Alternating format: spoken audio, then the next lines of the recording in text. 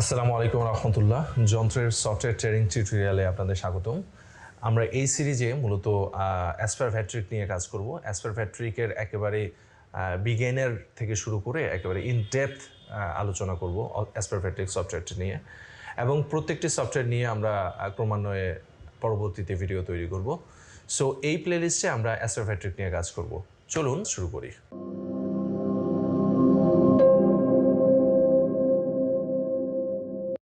আসলে সিএনসি মেশিনটা কি? সিএনসি শব্দের অর্থ হচ্ছে কম্পিউটার নিউমেরিক্যাল কন্ট্রোল।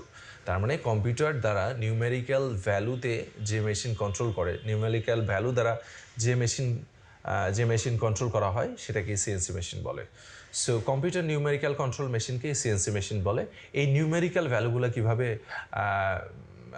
কিভাবে মেশিন পায় সেটা হচ্ছে সফটওয়্যারের মাধ্যমে পায়। সফটওয়্যার কি? আপনি সফটওয়্যারে যখন কোনো কিছু আঁকেন, ফর এক্সাম্পল আপনি খাতা কলমে আঁকতেছেন কোনো কিছু, সো খাতা কলমে কোনো কিছু আঁকতেছেন, এটা খাতা কলমে না এঁকে একটা সফটওয়্যারে ওইভাবে ঠিক সেমভাবে যদি আঁকেন, তাহলে এই আঁকার পজিশনাল ভ্যালুগুলো সফটওয়্যার পোস্ট প্রসেসরের মাধ্যমে জেনারেট করে, এবং পোস্ট প্রসেসরের মাধ্যমে যে ভ্যালুগুলোকে জেনারেট করে এই ভ্যালুগুলোকে জিকোড ভ্যালু বলে। এই জিকোড ভ্যালুগুলো যখন আমরা সিএনসি মেশিনকে দিই, তখন সিএনসি মেশিনও ঠিক ওই পজিশন অনুসারে, ওই নিউমেরিক্যাল ভ্যালুগুলো অনুসারে কাজ করতে থাকে। তো সিএনসি মেশিন সিএনসি মেশিনে মূলত আপনি যে কোনো ভেক্টর সফটওয়্যার থেকে যদি ডাটা ইনপুট দেন, ভেক্টর সফটওয়্যার থেকে যদি আপনি পোস্ট প্রসেসরের মাধ্যমে ডাটাটা নিয়ে ইনপুট দেন, তাহলে মেশিন কাজ করবে। জিকোড ভ্যালু জেনারেট করার জন্য বাংলাদেশে অনেক সফটওয়্যারের প্রচলন আছে। তো আমরা মূলত এই সিরিজে অ্যাসপার ভ্যাট্রিক নিয়ে কথাবার্তা বলবো। অ্যাসপার ভ্যাট্রিকে ইন ডেপথ টিউটোরিয়াল এটাতে তৈরি করব। চলুন আমরা অ্যাসপার ভ্যাট্রিকের ভেতরে যাই, এটা কিভাবে কাজ করে আমরা শিখি। আপনারা ডেস্কটপে দেখতে পাচ্ছেন যে এখানে উপর দিয়ে এই যে এখানে লেখা আছে অ্যাসপার ভ্যাট্রিক অ্যাসপায়ার, মূলত এটা হচ্ছে ভ্যাট্রিক অ্যাসপায়ার লেখা। সো অ্যাসপায়ার নিয়ে আমরা কাজ শুরু করব। অ্যাসপায়ারের এখানে দেখতে পাচ্ছেন যে স্টার্ট আপ টাস্ক হচ্ছে কি, শুরুতে আপনার যে টাস্কটা আছে, এত কিছুতে ফোকাস করার দরকার নেই, শুধুমাত্র এই লেখাটায় ফোকাস করেন, ক্রিয়েট আ নিউ ফাইল। আমরা এখানে যদি ক্লিক করি তাহলে এরকম নতুন একটা ফাইল ক্রিয়েট হবে। নতুন একটা ফাইল ক্রিয়েট হবে কিভাবে? এই যে এখানে দেখেন বাম পাশে এখানে দেখতে পাচ্ছেন যে জব সেট আপ। জব মানে কি? আপনি যে কাজটা মেশিনে দিচ্ছেন, মেশিনে তুলতেছেন, ওইটাই হচ্ছে জব।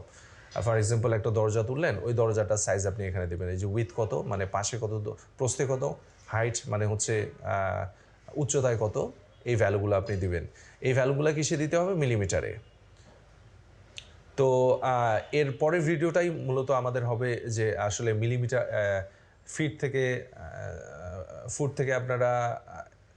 ফুট থেকে আপনারা ইঞ্চিতে কীভাবে কনভার্ট করবেন, ইঞ্চি থেকে আপনারা মিলিমিটারে কীভাবে কনভার্ট করবেন, ইউনিট সেট আপের ব্যাপারটা এর পরের ভিডিওতে আমরা আলোচনা করব।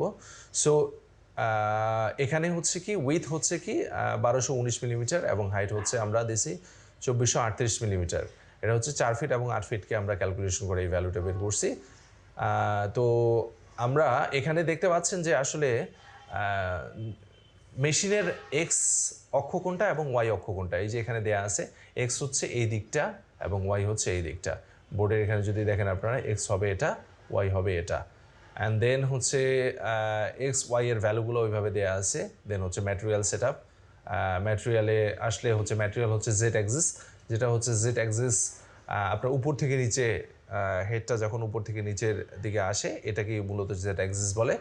তো জেড অ্যাক্সিসের থিকনেসটা কতটুকু হবে, মানে ম্যাটেরিয়াল থিকনেসটা কতটুকু হবে, থিকনেস কি, পুরুত্বটা মূলত কতটুকু হবে। এখানে আমরা ফর এক্সাম্পল চিন্তা করলাম যে আমরা যেহেতু 4 ফিট 8 ফিট একটা বোর্ডের কথা চিন্তা করলাম, তাই এখানে আমরা চিন্তা করতেছি যে 25 মিলিমিটার বোর্ডটার থিকনেস হবে। সো 25 মিলিমিটার আমরা এখানে দিয়ে দিলাম। 25 মিলিমিটার থিকনেস দিয়ে দিলে এখানে হচ্ছে ওকে প্রেস করলেই, এগুলো নিয়ে আমরা পরে কথা বলবো, নেক্সট ভিডিওগুলোতে কথা বলবো। সো আমরা ওকে প্রেস করলেই আমাদের জবটা তৈরি হয়ে গেল। এই জবটার মধ্যে এখন এই যে এই বোর্ডটার মধ্যে, জব মানে কি, এই বোর্ডটা, এই যে সাদা অংশটা দেখতে পাচ্ছেন, এটার মধ্যে আমি যা আঁকি, আমি যদি আমার ছবি নিয়ে আমার ছবিকেই এখানে আঁকি, এবং সেটাকে আমি এই যে এখানে টুলপাত লেখা দেখতে পাচ্ছেন, এখানে যদি টুলপাত আমরা কনভার্ট করি, তাহলে একটা জিকোড ভ্যালু জেনারেট করবে। এই পোস্ট প্রসেসরের মাধ্যমে একটা জিকোড ভ্যালু জেনারেট করবে। সেই জিকোড ভ্যালুটা আমরা যদি মেশিনে দিয়ে দিই, তাহলে সেই অনুসারে মেশিন কাজ করবে। ফর এক্সাম্পল আমি এখন এখানে এখানে একটা এমন একটা শেপ আঁকলাম, দেন হচ্ছে এমন একটা আমি সার্কেল নিলাম, দেন হচ্ছে এই দুইটাকে একসাথে সিলেক্ট করে আমরা যদি এত কিছুতে ফোকাস করার দরকার নেই এখন, যে আমি আসলে এত কাজ কিভাবে করতেছি। হ্যাঁ, আমি জাস্ট আপনাদের একটা ওভারঅল ভিউ দেখানোর জন্যই এটা করতেছি, যাতে আপনারা একটা ওভারঅল একটা আইডিয়া পেয়ে যান। আপনারা দেখতে পাচ্ছেন যে আমরা এখানে এইরকম একটা শেপ আঁকলাম। তার মানে এখন যদি আমরা এই শেপটাকে টুলপাতে যদি কনভার্ট করে ফেলি এবং এখান থেকে যদি আমরা জি কোড ভ্যালু জেনারেট করি, তাহলে এটা মেশিন ঠিক এভাবেই কেটে দিবে। তো ও একেবারে মুদ্রা কথা হচ্ছে কি, যে আপনার টোটাল এই বোর্ডটার মধ্যে টোটালি আপনি যা আঁকেন, এখানে যা ড্র করেন, মেশিন ওটাকে ওই জিনিসটাকে মিমিক করে ওটা রিয়ালিটিতে পরিণত করবে। তার মানে কি, মেশিন ওই জিনিসটাকেই তৈরি করে ফেলবে। তো চলুন আমরা নেক্সট ভিডিওগুলো সিরিয়ালি দেখি, আস্তে আস্তে আমরা ইন ডেপথ এই ভিডিওগুলোতে আলোচনা করা হবে। আজকের ভিডিও এতটুকুই, ভালো থাকবেন সবাই, আসসালামু আলাইকুম।